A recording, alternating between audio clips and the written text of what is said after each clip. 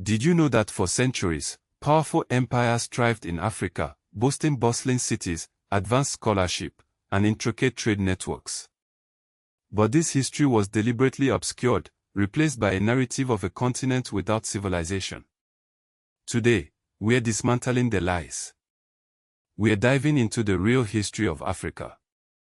For too long, the story of Africa has been told through a Eurocentric lens, one that emphasized the supposed civilizing influence of colonizers on a dark continent. It's a narrative that conveniently ignored the rich tapestry of African history, the complex societies that flourished for centuries before European arrival. Let's start with the undeniable evidence of ancient civilizations. Ancient Egypt is only the most famous example. But consider Kush, located south of Egypt in what is now Sudan. The kingdom of Kush was a powerful kingdom that ruled Egypt from 744 to 656 BC. They built pyramids, had their own writing system, and traded extensively. Aksum, in modern-day Ethiopia and Eritrea, rose to power around the 1st century CE. They controlled vital trade routes across the Red Sea, minted their own gold coins, and even adopted Christianity in the 4th century. Further south, Great Zimbabwe stands as a testament to African ingenuity.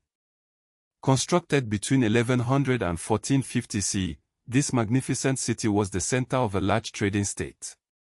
Its massive stone structures, built without mortar, still inspire awe today. The Mali Empire in West Africa, which rose to prominence in the 13th century under Sundiata Keita, became a major power in the region. But it was under Musa, who ruled from 1312 to 1337, that Mali reached its peak. Musa's legendary pilgrimage to Mecca in 1324 to 1325 is a testament to the empire's wealth and influence. Accounts describe his caravan as a spectacle of gold and grandeur, so lavish that it allegedly devalued gold in Cairo for years. But Musa's reign was not just about wealth. He was also a patron of scholarship and learning. Under his rule, Timbuktu became a renowned center of Islamic scholarship, attracting scholars from across the Muslim world. The city boasted numerous mosques, libraries, and universities, making it a vibrant hub of intellectual exchange. The Timbuktu manuscripts, numbering in the hundreds of thousands, are a testament to this rich intellectual heritage. These manuscripts cover a wide range of subjects, including law, astronomy, medicine, theology, mathematics, grammar, trade, and politics. They offer invaluable insights into the intellectual life of medieval West Africa, challenging the notion that Africa was devoid of written knowledge.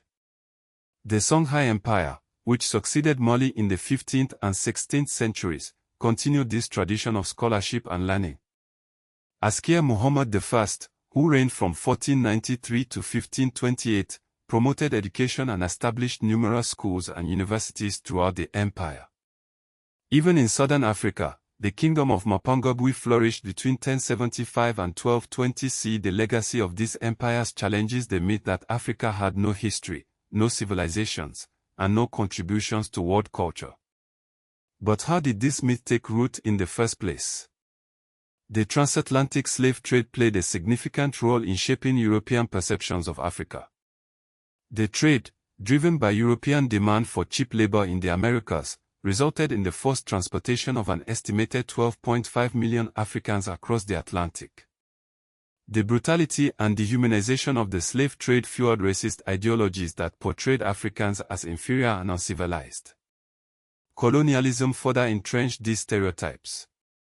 The Berlin Conference of 1884 to 1885 formalized the European partition of Africa, with European powers carving up the continent without any African representation.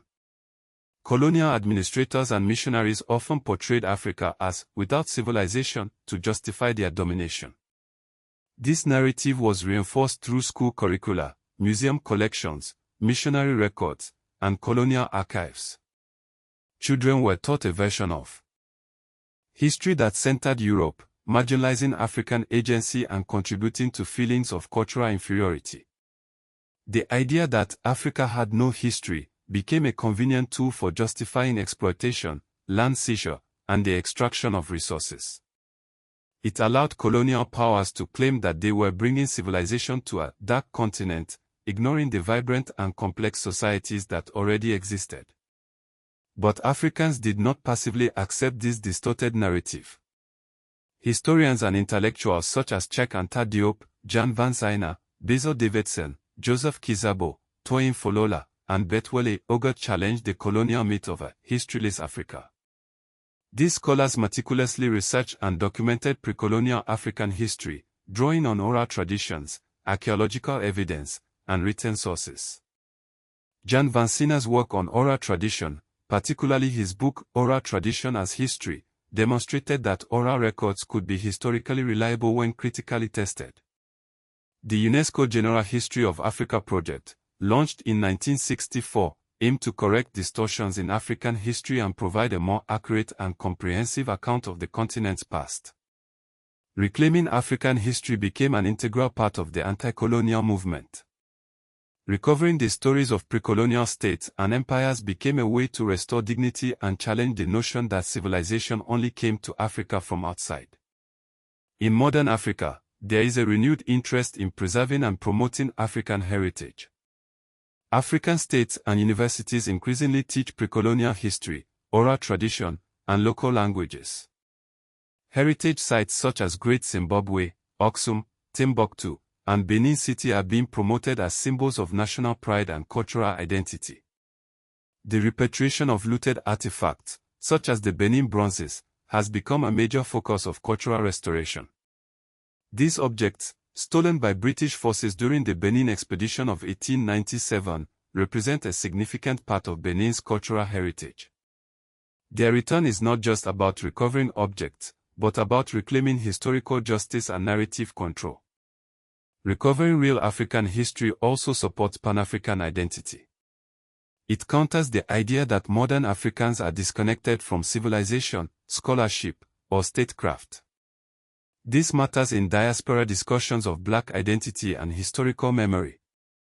By understanding the rich and complex history of Africa, we can challenge stereotypes, promote social justice, and build a more equitable world. The story of Africa is not one of a dark continent waiting to be civilized. It is a story of ancient civilizations, vibrant cultures, and resilient people who have shaped the world in countless ways. It's time to unlearn the lies and embrace the truth. The truth is that Africa has a history, a magnificent history, and it's a history that deserves to be told and celebrated.